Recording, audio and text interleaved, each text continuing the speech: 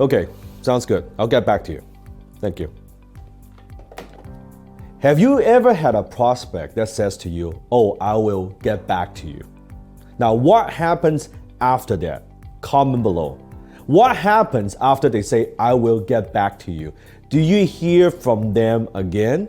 Do you hear from them a day later, a week later, a month later, or they ghost on you and they disappear and they never get back to you? This is not so different from when they say to you, I want to think about it. So how do you handle this objection? First of all, you got to know exactly what is the truth. Are they just being polite, or are they needing a little bit more time to make the decision, or are they just politely declining and rejecting you? You have to know exactly what is going on. So when a prospect says, I will get back to you, here's some of the things that I say that I can teach you that you can say to handle that objection. Now, first of all, when they say that, I'm always very upfront. I'm always very direct. I don't like to say, oh yeah, okay, sure. I can send you some more information, or when would you like to get back to me? That's not what you want to say. So when I see a salesperson, when a prospect says, oh, I will get back to you, and the salesperson says, oh, sure, should I call you back, maybe follow up with you like next week, or can I call you back in a month to see where things are at? No, you do not do that, because that immediately puts you at a lower status as a closer. So what should you say instead? Here's what are some of the things that you could say. Example, well, I'll get back to you. Well, you know what, Mr. Prospect, usually when I hear someone says that they'll get back to me, I never hear from them again. Exactly. Let's bottom line this. What would it take for you and I to do business today? You ask the prospect a very simple but profound question. What would it take for you and I to do business today?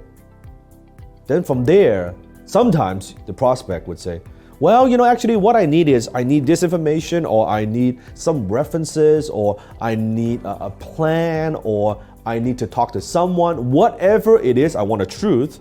Now you can go focus on solving that particular problem or handling the objection, versus it's this thing up in the air that you don't know what exactly are you solving.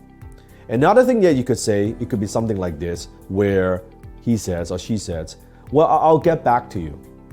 Well, you know what, Mr. Prospect, usually when I hear that, I've been doing this for a long time. When someone says that they'll get back to me, I never hear from them again. I mean, you're just trying to be polite. You don't want to reject me. Isn't this the case here? Exactly what's going on. Is it the term? Is it the price? Is it the money? What part of the deal you don't like? You can tell me. Assuming we're not going to do business, let's lay everything on the table. Tell me, what don't you like about the deal? And then the prospect might say, well, actually, the price is a little bit too high. Okay, then let's talk about price. What can we do? What if I can offer you some kind of payment plan? Would that make a difference? What if I give you better terms? What if I can do this? Okay, what if we can lower the upfront fee? Would that make a difference? Oh yeah, that would make a difference. Good. Now we've got a deal. So you got to look at all these things that's happening, versus take whatever they say and take it literally. You have to understand this. Prospects lie. That's one thing I've learned in closing. If they're flipping their lips, they're lying. Prospects lie all the time. They're not telling you the truth. Why? Because they want to protect themselves. They don't want to give you too much information. They're afraid that as a closer, you might use that intel against them. They don't want to be sold. They don't want you to get their commission or whatever it is. So you have to know that there's a lot of resistance. You need to cut through the crap. Cut through, get rid of smoke and mirror, and get to the truth of what is going on. I remember when I had written a few books, I was on a call with a client, a potential client, to hire me for consulting. I was on the phone and the prospect was saying to me, well, Dan, it sounds very good. Why don't I do this? I would go read your book and I would get back to you. And I simply turned it around and said, you know what, Mr. Prospect, I wrote the book. What could you possibly get from the book that you cannot get from me in person? So let's bottom line this. What would it take for you and I to do business today, not tomorrow? And then he says, well, you know what? Actually, nothing. let's move forward. And boom, I close that deal. Sometimes it's just asking a couple questions, and that's all you need to close that sale. You see, well, here's what I believe in. There are a lot of different sales trainers and sales gurus, and I'm not a fucking guru, by the way, but they are like all the sales trainers where they teach you, here are 10 different ways you can handle one objection. My high ticket closing methodology, my philosophy is the opposite. I prefer to know one way to handle 10 different objections versus 10 different ways to handle one objection, because I don't want to be memorizing so many lines and scripts when I'm closing and I'm connecting with a prospect on the phone, versus I keep it very, very simple. If my way of handling objections are good, are effective, why do I need so many different techniques and so many scripts? Shouldn't one way of handling objection be able to handle multiple objections? That's my philosophy. So it doesn't matter to give me objection A, objection B, objection C, objection D, objection E. I kind of handle it the same way.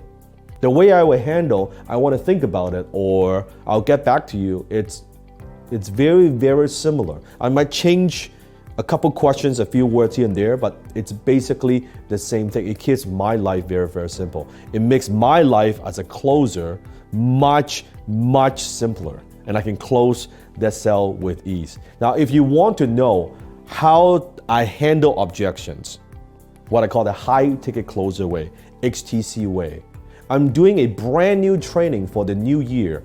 Click the link here somewhere or up there and join me for a 2-hour free on demand training. Exactly how high ticket closing works. And what are some of the things that I do that are different from everybody else? So what can you do to take control of the conversation, of the sales call within minutes?